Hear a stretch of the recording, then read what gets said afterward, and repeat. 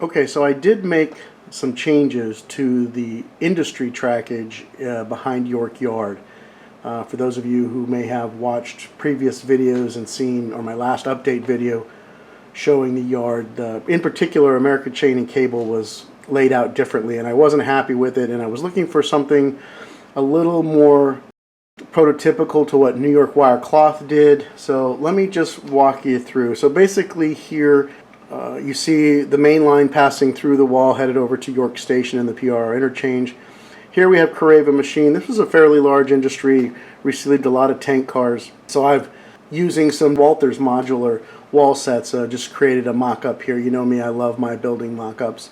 And I think I'm going to try to make that even a little bit bigger, maybe add one more section to it and finish that off. But anyway, Careva machine is there. No change there really. And then the next one over here is home furniture, also no change. But as we move down to New York Wire Cloth, here I turn this previously was just a single track, oriented very similar to home furniture.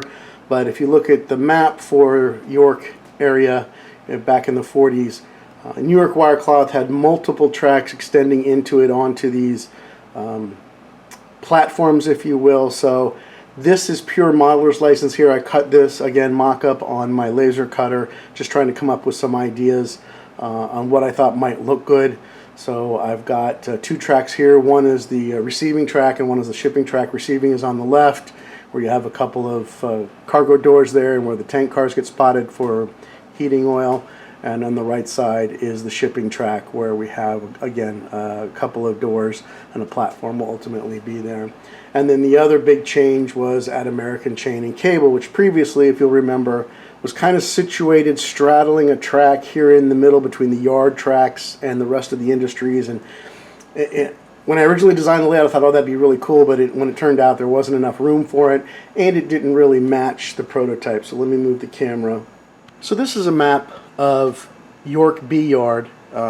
This is actually a little bit later on in the 50s, I believe. Oh, 1960 it says. This is done by the Baltimore Society of Model Engineers, a drawing. But this is what I was using to create the yard and the industry track. So you can see here, if you look to the left of the turntable, there's Careva machine. Then you have the track running north, which goes up to the station and to the PRR interchange, which is what goes through the wall here for me.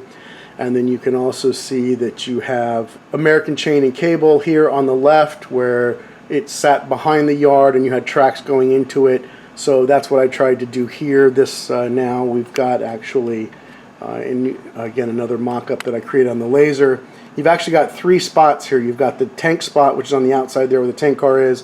Where the PF green box car is the outside track, which is really the shipping track. And then inside the building, which you really can't see, there's another spot which is the inside track for, you know, heavy equipment, machinery goes inside the building.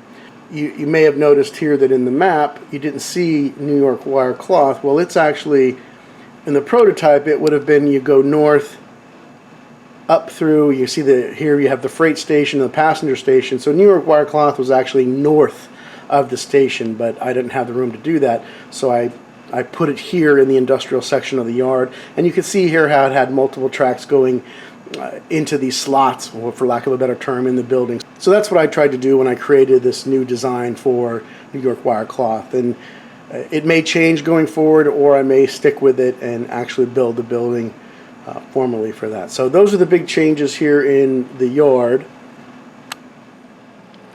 Over here in Baltimore engine facility, I've made a little more progress on the turntable.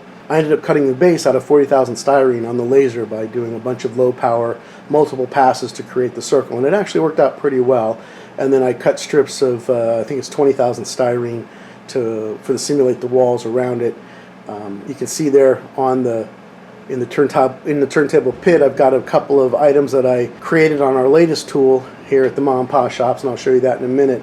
And those are what are, in my mind at the moment, are going to hold the wheels on each end of the bridge that will ride on the rail that you see inside there. And again, that's all just sitting there. Nothing is fixed down or done. I still have some design work to do and fitting and whatnot. And then obviously I got to put the motor underneath and add the control system. But we are making some progress on that. Okay, over in Towson there's been a few changes as well, primarily in some more mock-up building. The first one here is the Murray Metals Corporation building. For this building, for this industry, I have 2 tracks, and I wanted to have the industry kind of fit right into the available space that I have around the tracks. So we've got the main building there on the left, and it's got several doors. That's your shipping and receiving side, big cargo doors into there, and then the second track here, the inside track, is where oil and fuel and the scrap gondolas go. Also in Towson, we've got a new building for Quincy Morrow Coal. This is a building, both the Murray Metals and Quincy Morrow are complete fabrications out of my twisted mind of a building that I thought looked interesting and would fit the space. Quincy Morrow here is obviously not a full building. It's kind of cut on a diagonal, will sit up against the backdrop. But I thought it was a neat looking building. You can see here it's got, again, some loading doors there. We also have, I've cut some relief into the foam base to give me the ability to have a trestle. Part of the trestle was manufactured using the laser cutter. The rest is just scratch built with basswood sticks, and got some scattered coal there, coal loader and so on. So that's another change. So as I alluded to, there is one new tool here in the mom and pop shops, and this is this Anycubic Mono S5 Pro. And actually my son approached me. I'd been thinking about getting a laser printer for quite a while, but just never pulled the trigger on it, just wasn't sure. But my son approached me and he's like, "Dad, you want to go in on a resin printer together?" Because he's into Dungeons and Dragons and he wanted to print miniatures. So I was like, heck yeah. I have a buddy who had been saying he'd be interested in going in on a printer as well. So this particular printer is a three-way ownership that we all went in on together. My buddy Harry, my son, and myself. And we've printed a few things. My son has printed a boatload of miniatures. It seems to do a really nice job. I don't know if you can see there, I've printed some UTP panels for DCC, for NCE. I printed those wheel supports for the turntable. I printed a Wi-Fi housing for my buddy Harry. Other things are planned. The big thing is the learning curve on using the CAD program to be able to create a model and then turn it into a 3D print. So that's the newest tool here in the shops.